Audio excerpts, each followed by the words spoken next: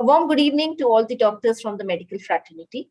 On behalf of Dr. Reddy's, I, Dr. Snehal Muchala, Team Lead Medical, welcome each one of you all to this webinar. The topic for this webinar is Molnupiravir, a new dimensions in the management of COVID-19. At the onset, I wish that you and your family are safe and healthy amidst this COVID pandemic. Well, at Dr. Reddy's, we always believe that good health can't wait. And to continue with that, yes, good health can't wait, we, the team of Oran from Dr. Reddy's, have organized this webinar. Well, this webinar is being organized by IGCP in association with Dr. Reddy's. And today's program is being moderated by none other than Dr. P.K. Thomas, sir. Welcome you, sir, on this panel. And the speaker for this day is Dr. Pradeep Vagre, sir. Welcome, Dr. Pradeep, also on this panel. And I take this privilege and opportunity to introduce our moderator, that is Dr. P.K. Thomas, sir. And sir does not require any introduction, but it's my due honor, or I say my opportunity, that yes, I am able to introduce P.K. sir. Well, Dr. P.K. sir has graduated from Madras Medical College and has also completed his post-graduation from the same institute. He was a recipient of the K.V. Krishnaswamy Gold Medal for the Best Outgoing MD Postgraduate. He's currently a senior consultant pulmonologist at Sri Ramachandra Medical College and MGM Healthcare Hospitals at Chennai. His basic areas of interest are airway diseases and smoking cessation, and is actively engaged in promoting continuous medical education for professionals and smoking cessation for public. He is also actively involved in socially sensitive activities like free medical camps and awareness programs, and has done multiple such events all over the country, even in remote places like Orissa and Assam. A tobacco-free India is his dream and is a reflection of the person he is. So welcome, P.K. sir, and over to you, sir. Thank you, Dr. Snehal, and on behalf of my very good friend, Dr. Vagre, and myself, and Dr. Reddy's, I welcome everybody to this evening seminar. It's a pleasure and a privilege to moderate this. And it's also very, very nice that Dr. Vagre could join us in spite of his very busy schedule.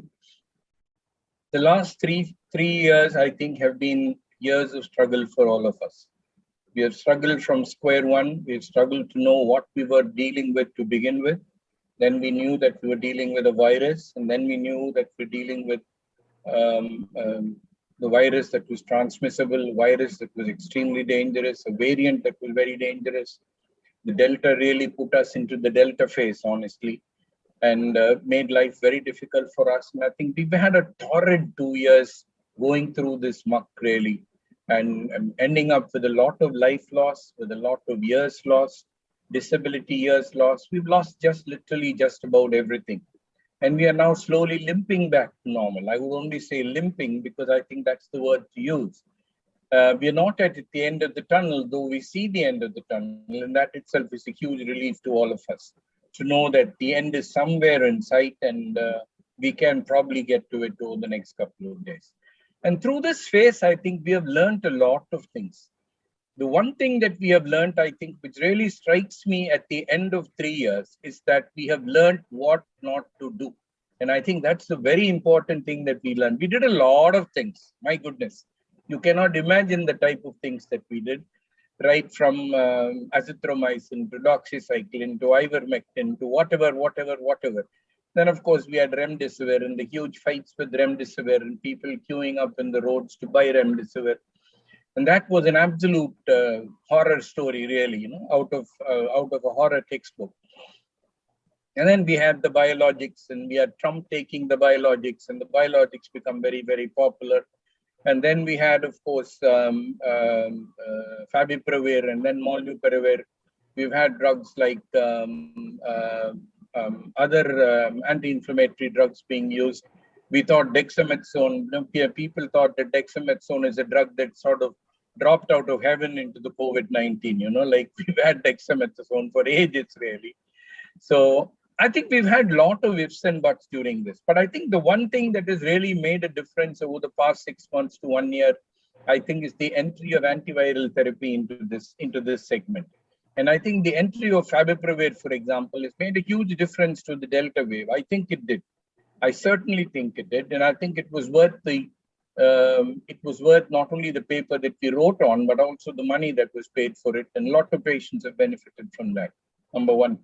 When strains change, I think naturally sensitivities change as well, and then we found that favipiravir was not so very effective against the variant strains that we're looking at, be it Omicron or whatever, be it the 1 or the 2.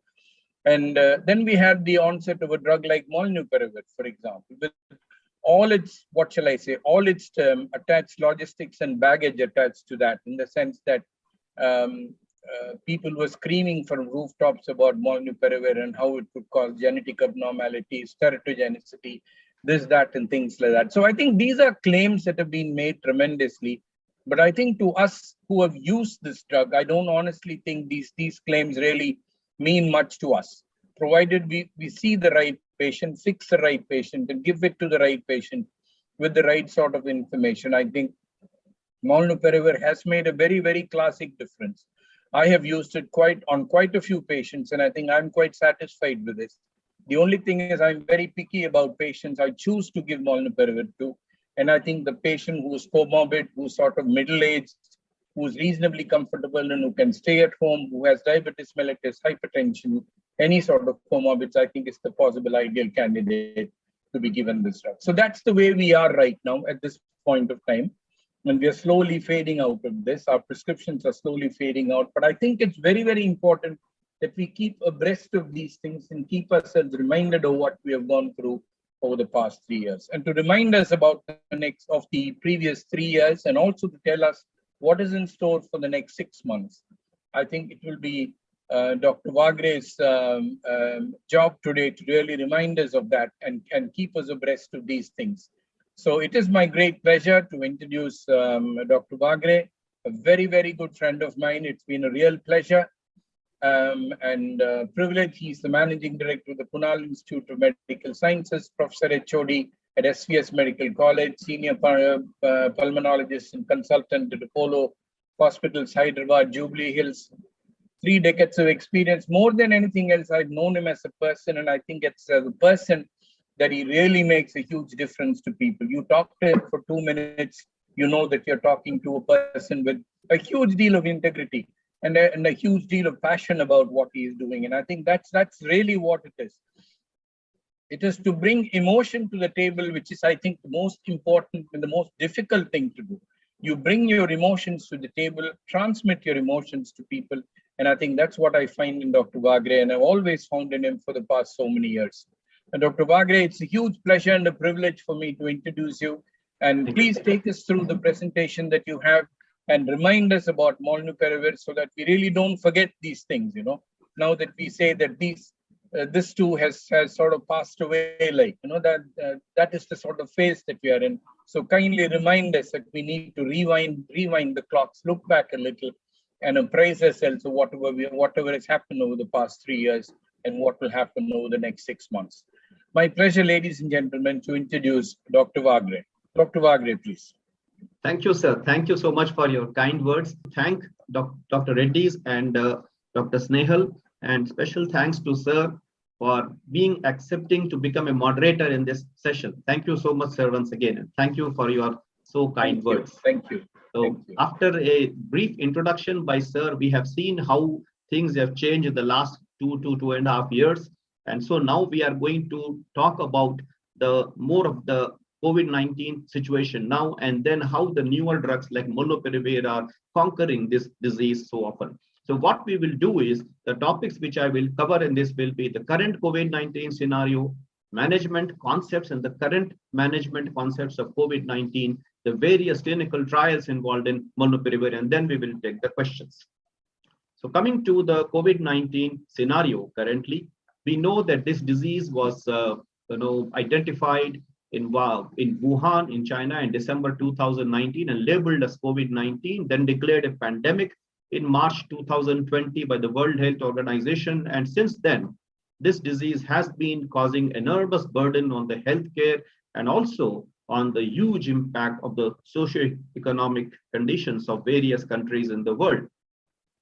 If you see the various distribution of cases, US has been the top so far, unfortunately, with 18.75% of the total chunk of the cases going to the United States. And India, we are not much behind. We had 10.02% of the cases of the world. And then if you see here, there's a plethora of cases. Almost every country in the world is affected by this, pandemic.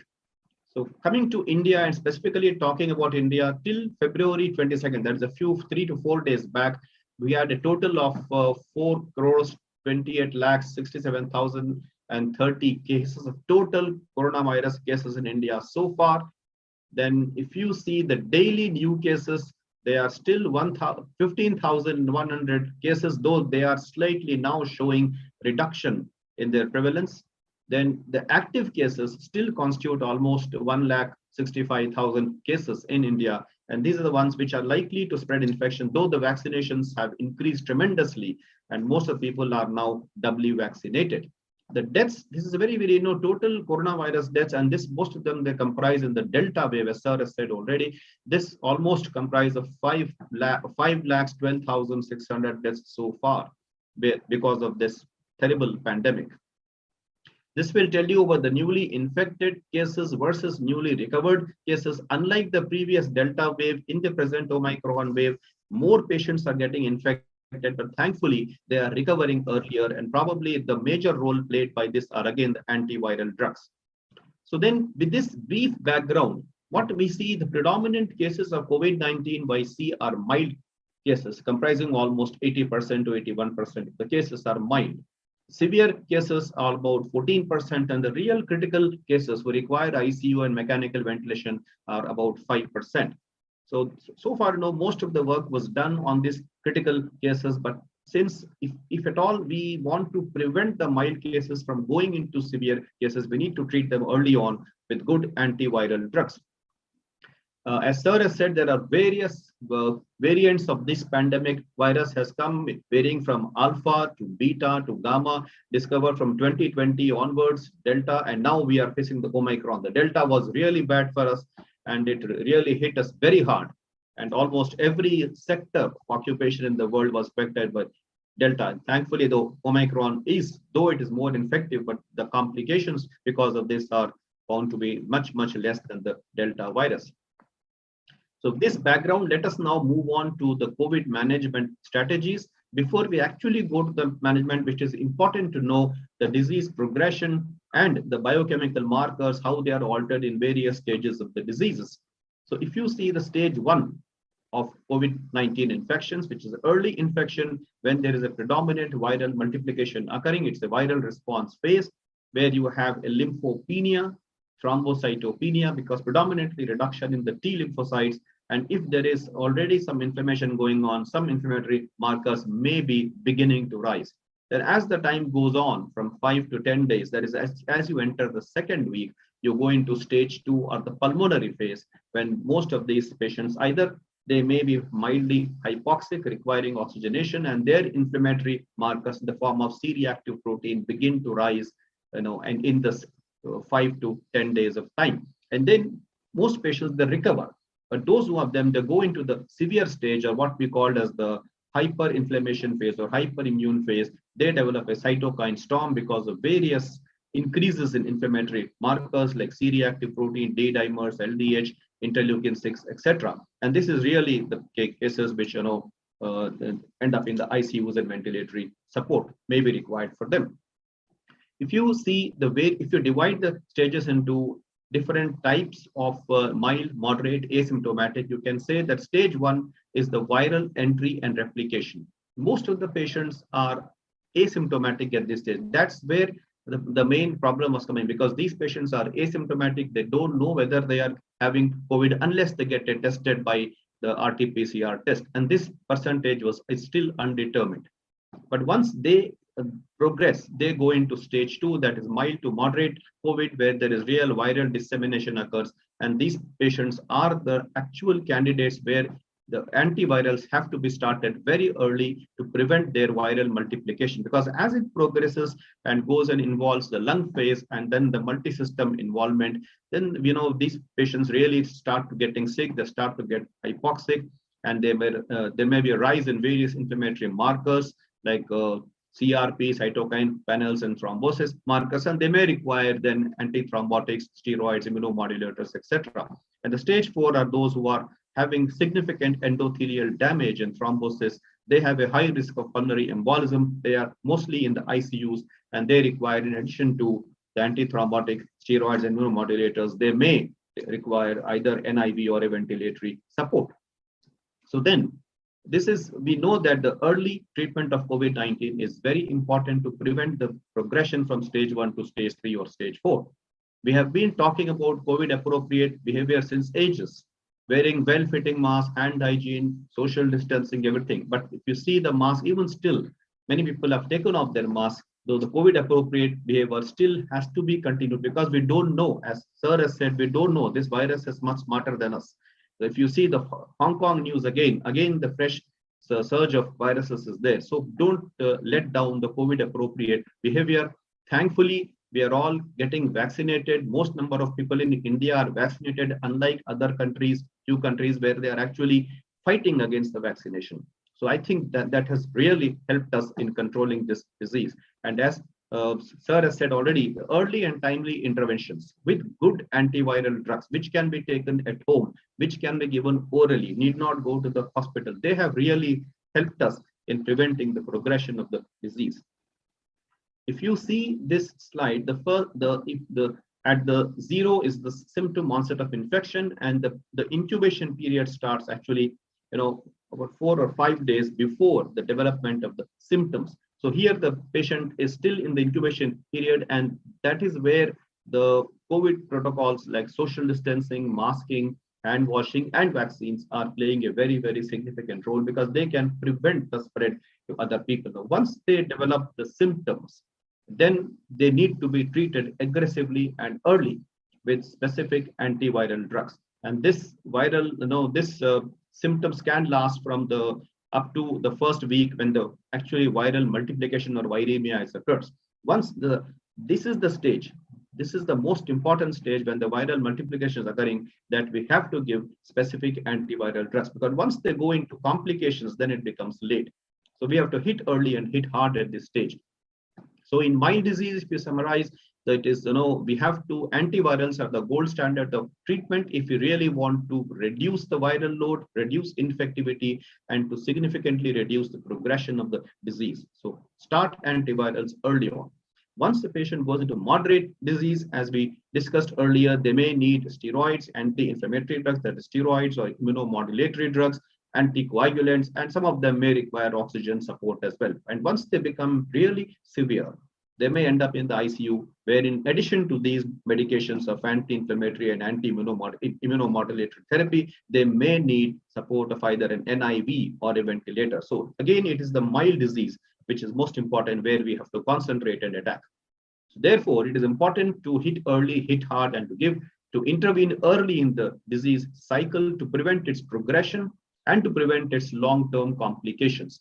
And the drugs which are available for this, they should be safe, with not having any significant amount of side effects or adverse effects, and they should be very easily available and easy to administer at home, so that most of the mild cases are at home. And when any oral drug available, unlike intravenous medications, is really well accepted by the people, and they will start to take it as well.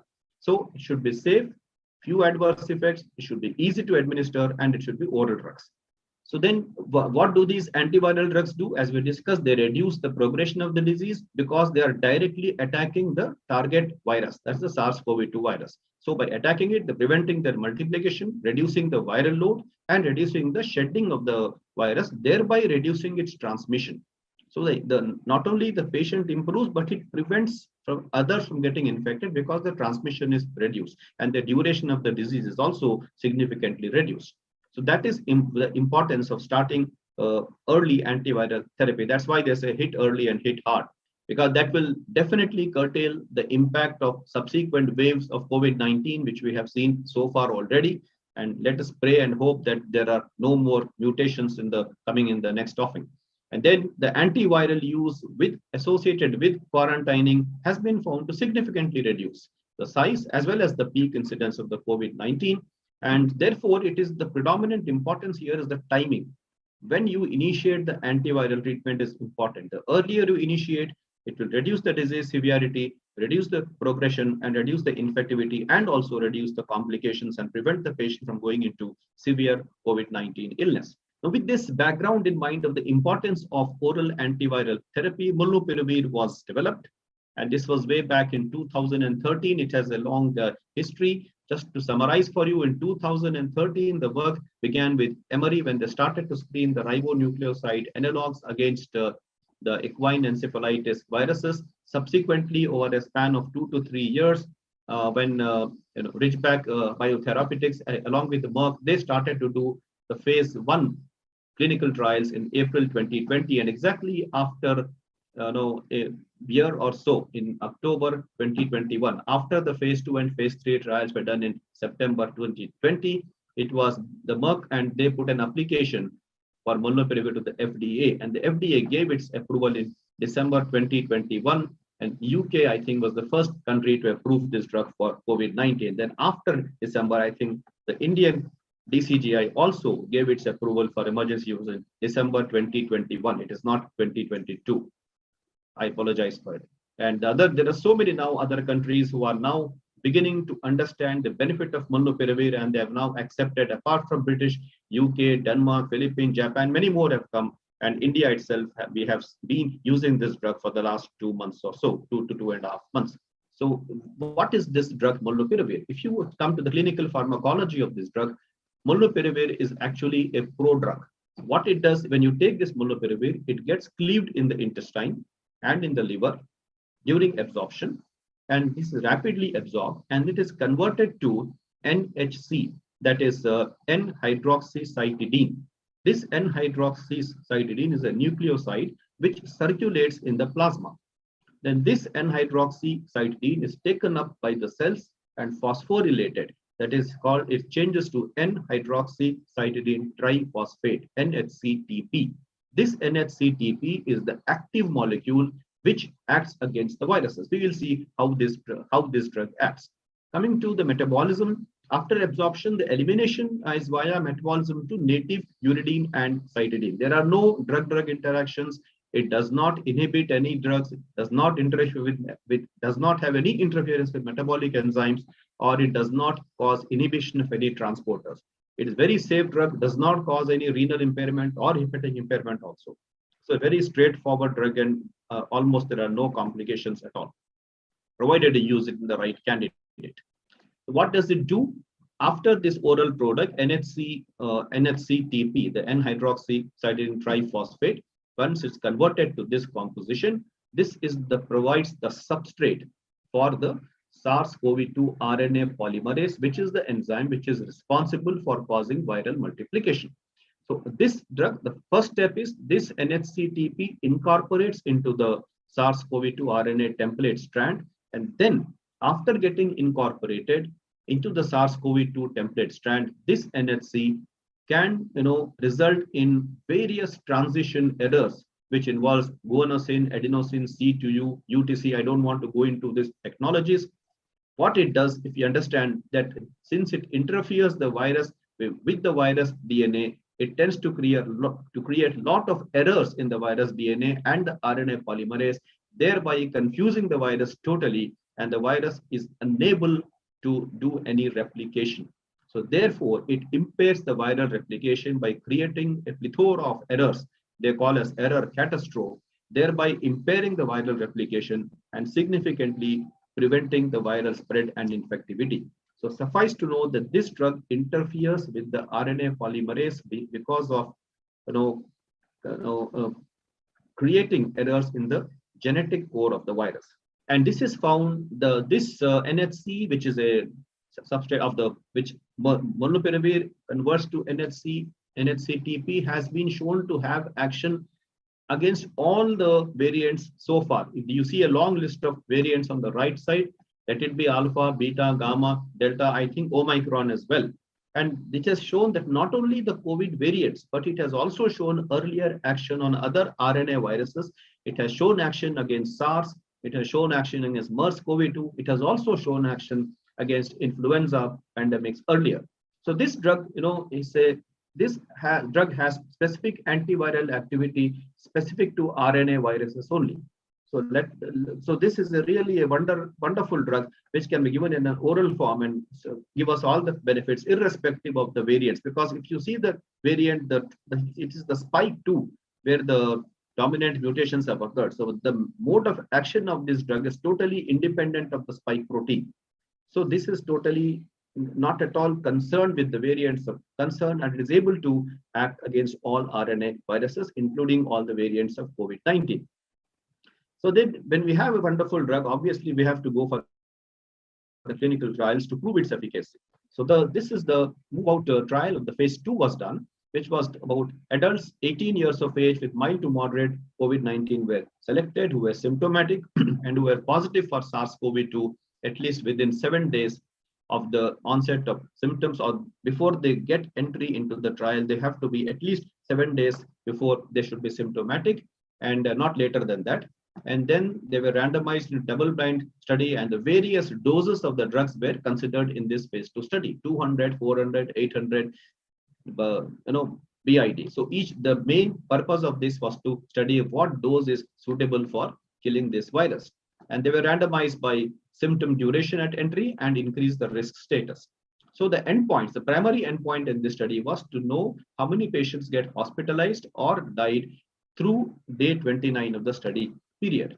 Various other endpoints were done to check for the dose selection, what dose is actually required, how much viral load is reduced, how much infectivity is reduced, and what happens about the viral nucleotide substitution analysis. There were about 58 sites, which include almost 12 countries were involved in the trial, and about 303 patients were selected. So what it showed us is that if the drug is given within less than 5 days of the symptom onset, there was a significant reduction in the viral load in the dose of 800 milligrams of molnupiravir. So in other words, 800 milligram was the dose which was selected, which has to be given within the first 5 days of the onset of symptoms. If you give it later than 5 days, then the effect was drastically reduced. So that's why the guidelines have come. You have to give this antiviral drug within the first 5 days of the onset of symptoms. And it was found that at the end of day 5, practically no infectious virus was recovered at the end of day 5. So almost everybody became negative at the end of day 5 of starting this molnupiravir. And then hardly anybody had any positive cultures who were put on molnupiravir. With this encouraging in the information got in the phase 2, the phase 3 design was formulated, which was done in non-hospitalized adults with mild or moderate COVID-19. And they had to be laboratory confirmed COVID-19 with RT-PCR. Number 2, they should be less than 5 days prior to being randomized. And the onset of COVID-19 signs or symptoms also should be less than 5 days prior to randomization. So 5 days is the cutoff point. All those patients who were at increased risk of developing severe illness from COVID-19 were included in the study. That is, those who are more than 60 years or any chronic lung disease, kidney disease, cancers, cardiac failure, cardiomyopathies, diabetes, etc. Those who were unvaccinated, they were also taken into the study. So totally about 1,500 patients were taken, and the stratification was done from symptom onset to randomization, less than 3 days, and more than 3 days, but less than 5 days. And the dose of molnupiravir, as per the information got in the phase 2, was selected to be 800 milligrams given twice daily, every 12 hours for 5 days. I repeat, 800 milligrams every 12 hours for 5 days. That was the dose which was selected. And the efficacy endpoints again were the same. The primary efficacy endpoint was to study the all-cause hospitalizations and the death through day 29. The secondary endpoints were to know the improvements or the progression of the patient reported signs symptoms of COVID-19, how fast the symptoms improved, how fast the patient became clinically improved. And this was studied through day 29. This was done by the WHO 11-point ordinal scale, measuring COVID-19 severity at a pre-specified time points. So what it shows is that the green is the molnupiravir and the gray is the placebo. And they have shown that molnupiravir significantly reduced not only the hospitalization, but also the death.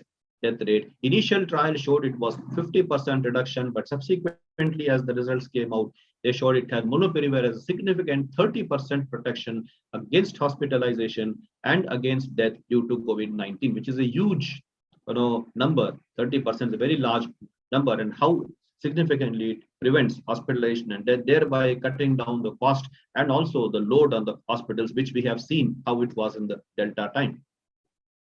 Not only that, this was also studied across various subgroup of the patients, that is, having those patients having different types of comorbidities. And if you see almost all the comorbidities, barring, I think, diabetes, for some reason, we don't know the clarity why it was not shown, but all other comorbidities had significantly reduction in their hospitalization rate and also in the death rate. So irrespective of the comorbidity, molnupiravir was showing its effect very, very positively. And even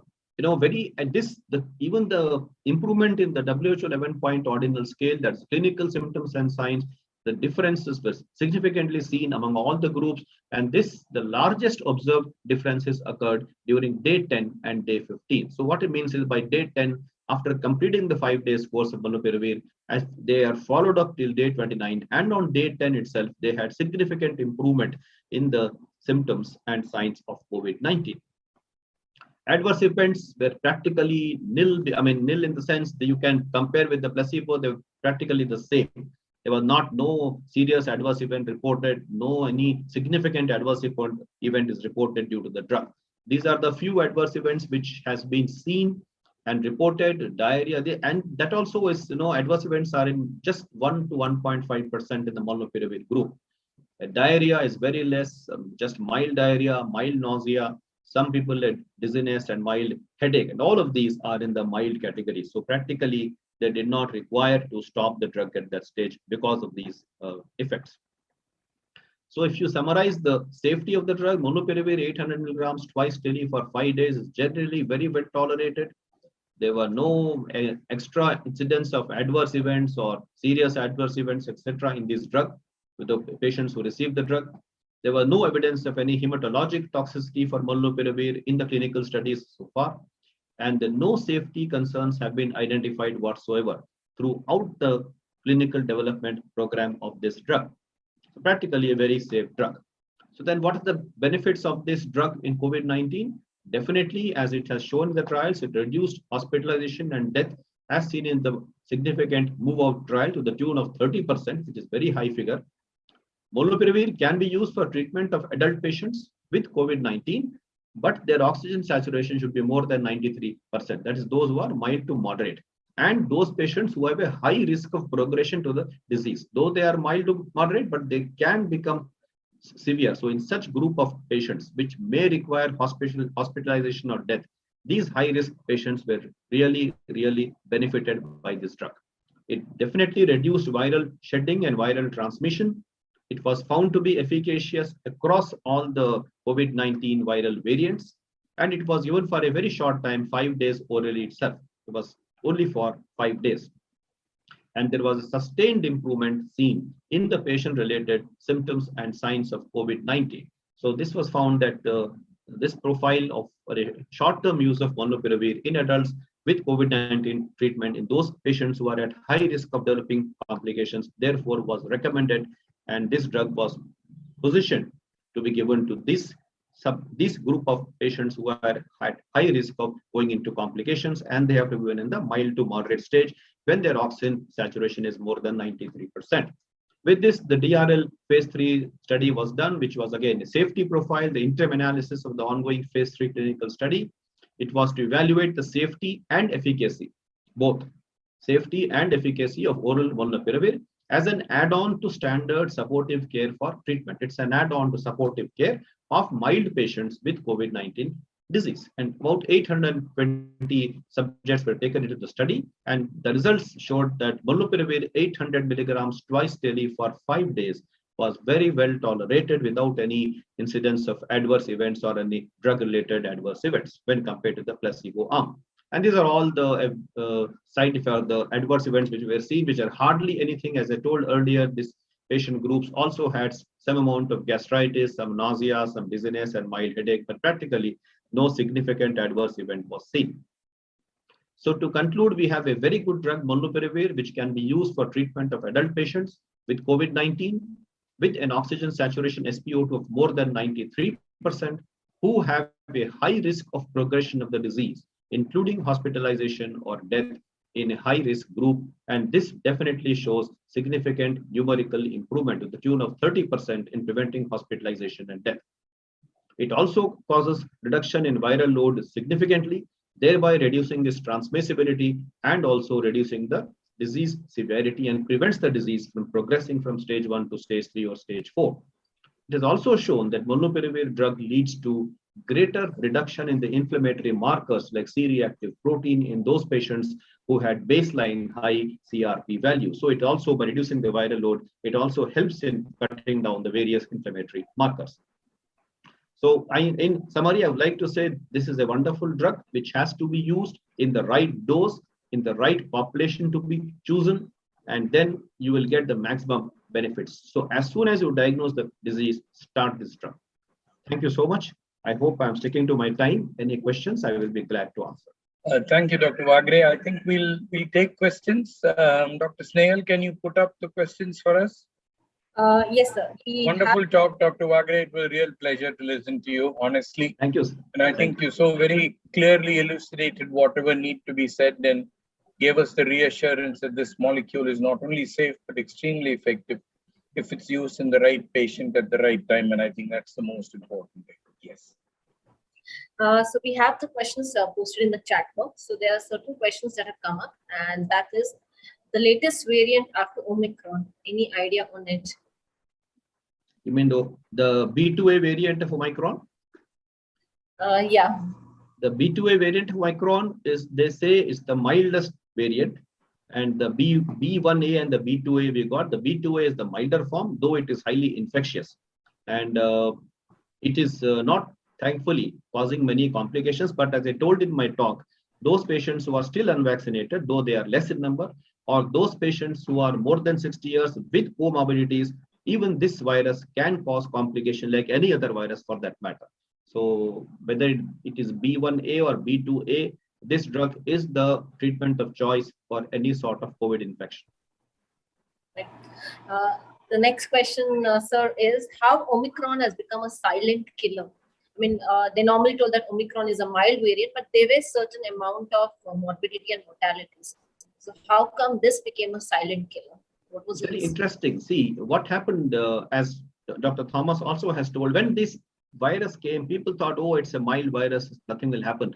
So young people, okay, they took over, they are vaccinated. But those who are elderly people, those who are unvaccinated, those who are having other comorbidities, they are equally vulnerable, even though the virus is mild, but they can get complications. So if you see the statistical analysis of the patients who have either succumbed or those who went into all the complications, they predominantly comprise this chunk of the population who are elderly and with comorbidities. That's why we say that this drug has to be started early on, even though Omicron has been labeled as a mild variant, B2 as the mildest variant, but still in this chunk of patients, we have to start early because we cannot take the risk of them going into severe illness and then ended up in a ventilation.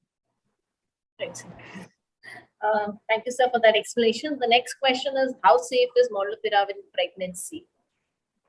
See, pregnancy, this drug has not been tried. No trials are done in pregnancy. So there is no question of giving this drug in pregnancy.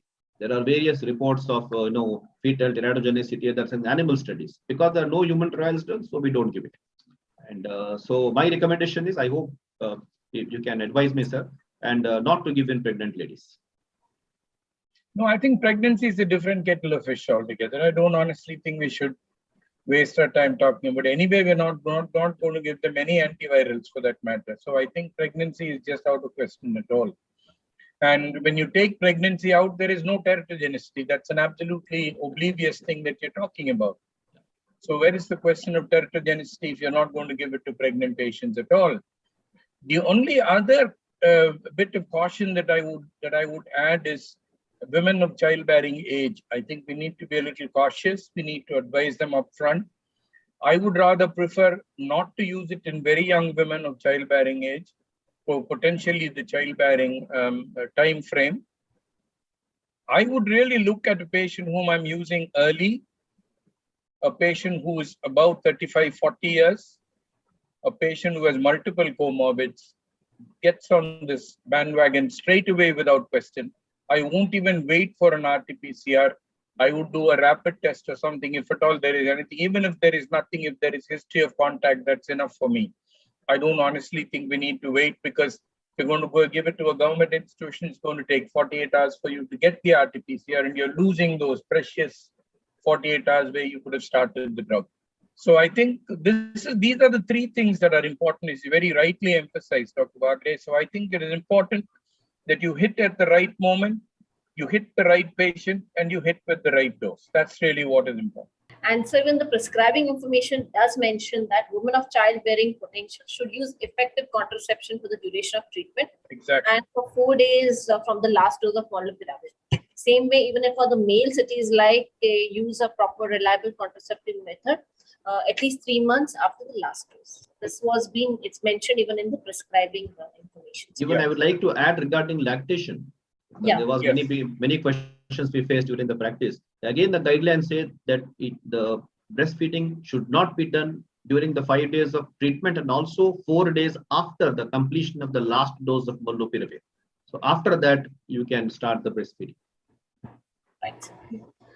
So the next question is a little of a practical question. 10% patient pediatrics came as submandibular adenitis.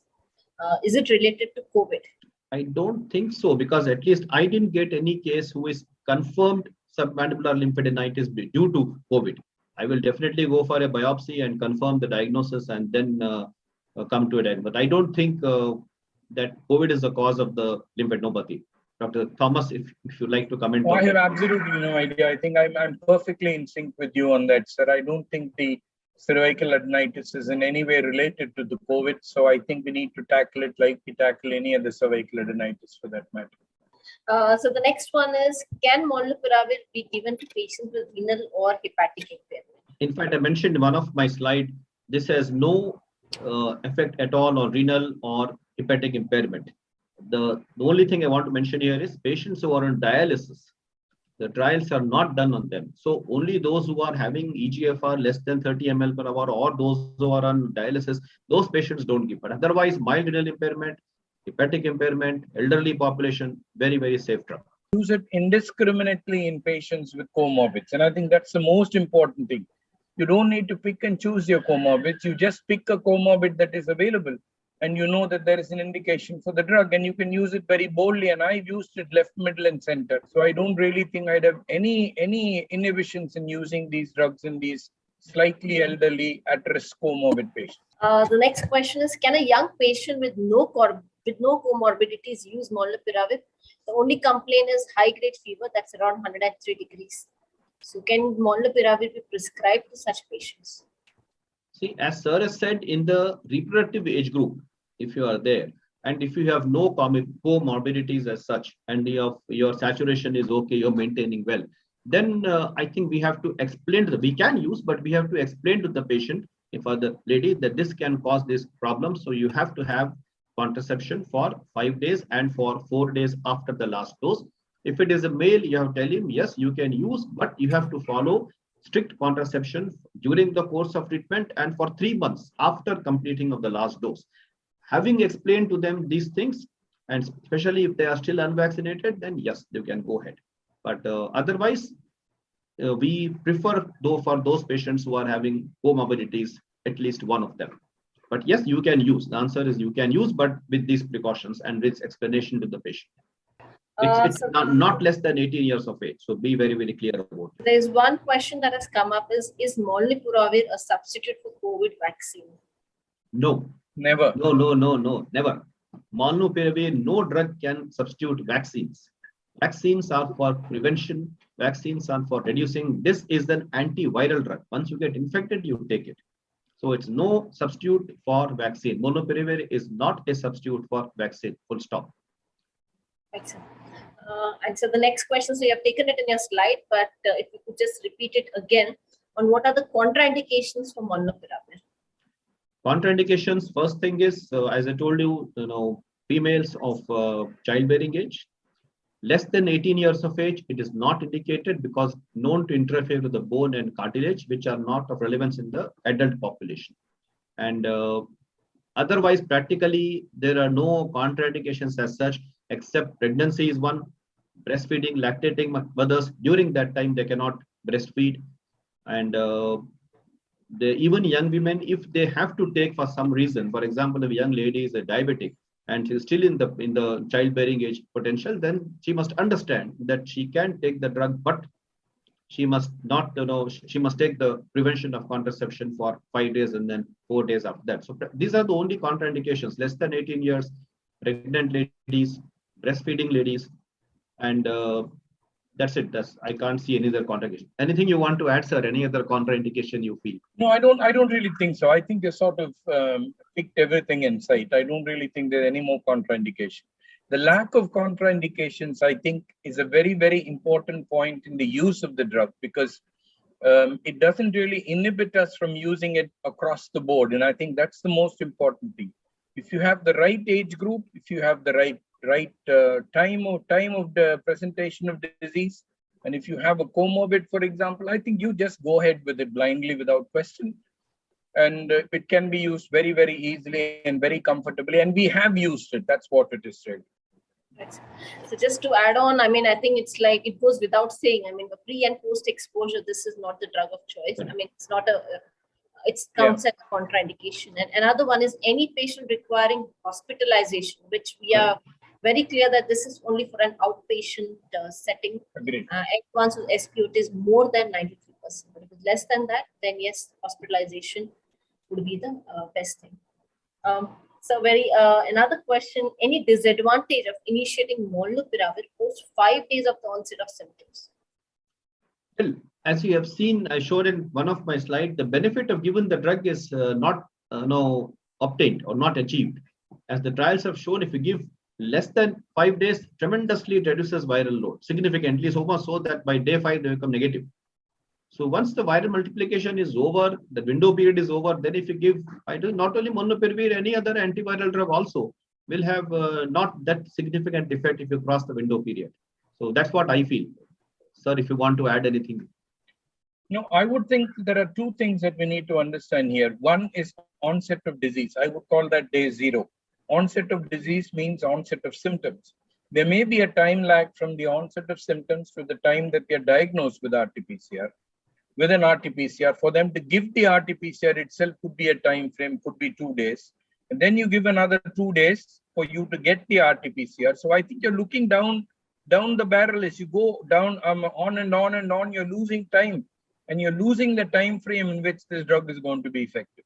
So in my book, if I have a contact history, and if I have symptoms starting at day 0, I would rather start early. I wouldn't even wait for an RT-PCR, or probably do a rapid test if it's possible.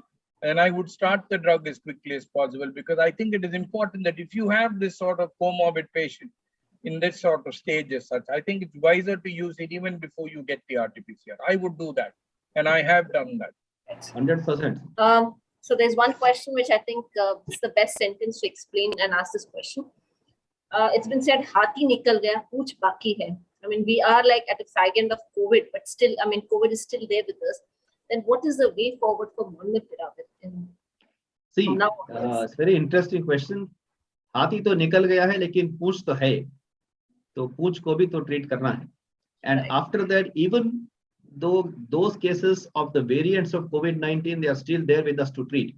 But as I told you in one of my slides, that this drug has been known to be effective against the earlier coronavirus also, before the COVID-19 pandemic came. And like SARS and MERS and other coronaviruses, and also in the influenza pandemic earlier. So this drug, as I was asking before the talk, is this another oseltamivir? Probably this drug can be used, though the trials are still not done. But logically, if you think, seeing the previous data prior to the COVID-19, we think that yes, this drug can be positioned later on in the treatment of not only other COVID variants, but also other type of coronaviruses as well. So only time will tell when subsequent trials are done. No, I think this is a pan-viral drug, pan-antiviral drug, and I think that's the most important thing. So number one, it will serve any other new viruses that pop around. Number two is that it will also take care of the so-called variants that we're going to get. We always know that these viruses always have this question of getting different variants and such. They sort of genetically modify themselves and become variants of different sorts. So today there is nothing to say that you will not get a variant like the Delta variant and call it by some other name somewhere down the line. God forbid we do, but then there's nothing to look at that. At that point of time, I think it will give us tremendous confidence if we have a drug like molnupiravir. And I think that's what it's done really. Even today, I think it gives me great confidence to have these two antiviral medications on hand. When I see patients with fever, I can give them a lot of confidence, and I can tell them that even if you get a fever, there's nothing really wrong because you have good antiviral therapy to take care of you. And I think that's important. And I think, of course, what shall I say? Life is about confidence. That's really what is important. So if you're confident of treating a disease, identifying a disease, and having a treatment for that disease, which is time tested, there's nothing like that. So I think, there are no more questions now. So before we close the session, I would like to take closing remarks from our moderator, that is PK sir. Thank you, Dr. Snehal. It's been a real pleasure, and I think we've spent 1 hour without knowing that we've spent 1 hour. It's a real pleasure. I thank Dr. Vagre for his wonderful presentation and for also the excellent way in which he's taken his questions. He's kept it very crisp, very short and to the point, and I think it sort of brought this point across very nicely because after all, explanation is in the way that you say it, not what you say. And I think that's really what we have seen from Dr. Vagre today, is that he's conveyed the right sort of, not only the right sort of messaging, but also the right sort of attitude that you need to take to the messaging. And I think, sir, thank you very much for having spared your time to be with us. It's been a pleasure and a privilege. I thank Dr. Reddy's for having taken this initiative to keep spreading this. That's what it is. People will slowly forget about this drug called molnupiravir down the line if things go on as they've been going on for the past 2 weeks.